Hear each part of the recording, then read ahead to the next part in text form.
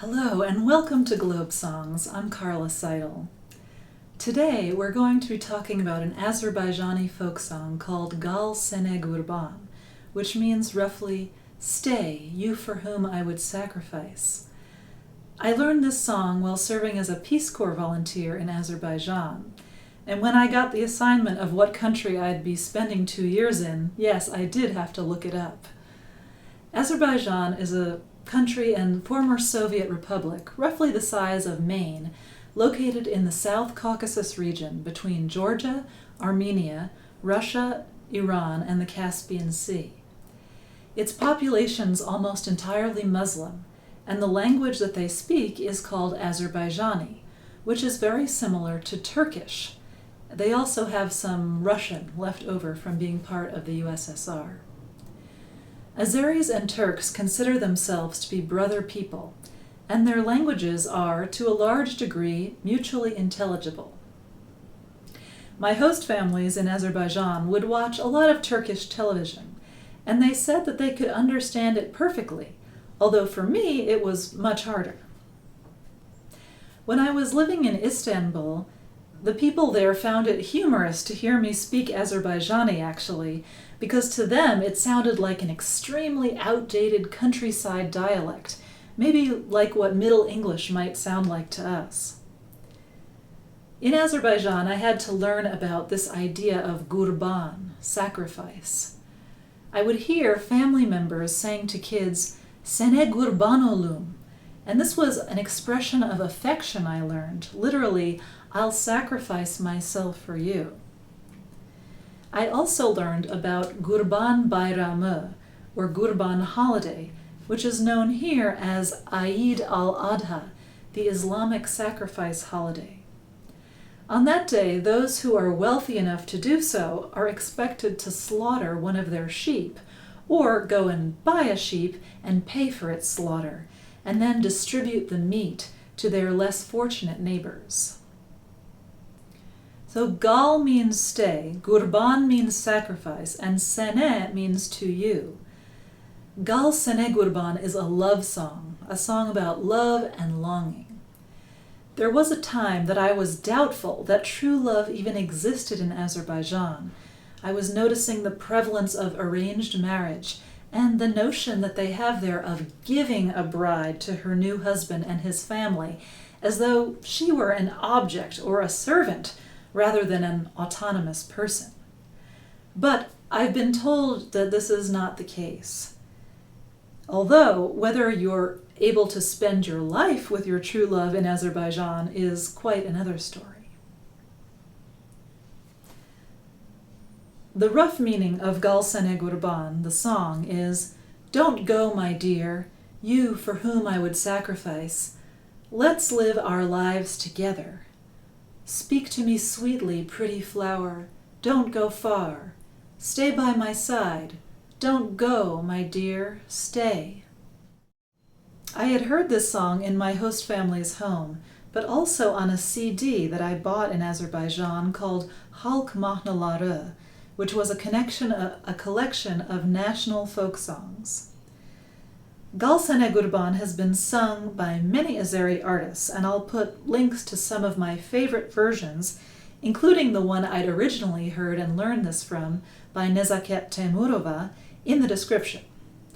It's also been sung by Turkish singers, many of whom did not credit its Azerbaijani roots, and instead adopted it as their own, putting the author as anonymous in some cases. And this has understandably bothered some people in Azerbaijan who want their country and their people to be given credit for the composition. Within Azerbaijan, interestingly, there is some controversy as to who actually wrote the song, though.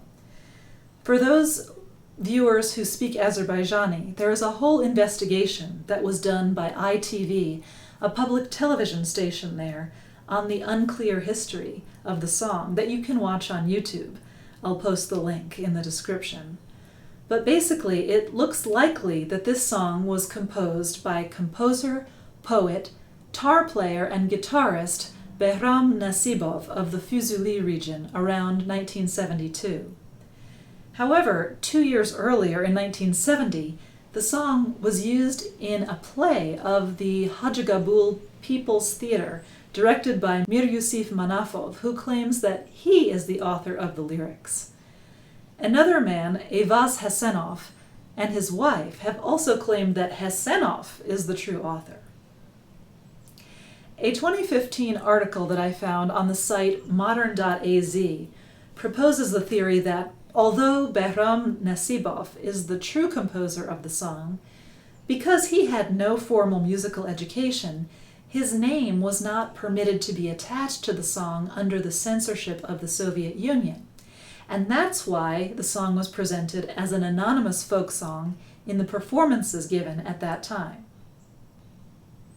Wikipedia remarks, after the collapse of the Soviet Union, the song began to be presented under the name of its real composer, and the exact author of the poem has not yet been identified.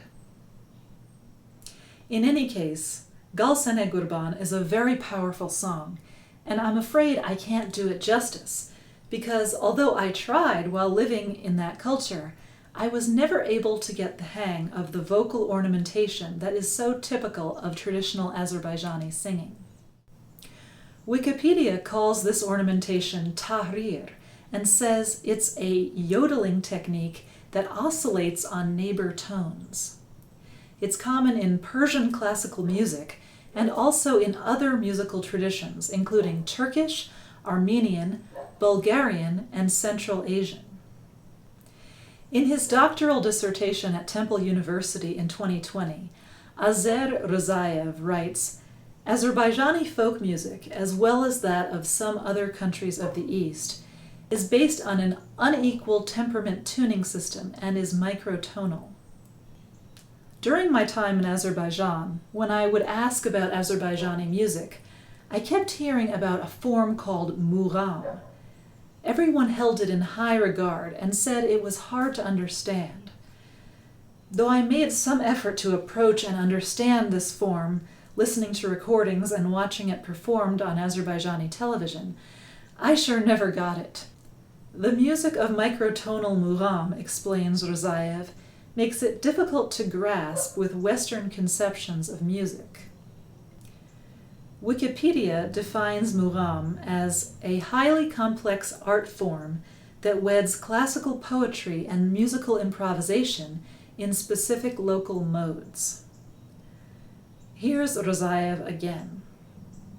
What distinguishes mugham singers from classical opera singers is the technique called tahrir, the method of expressive vocal ornamentation.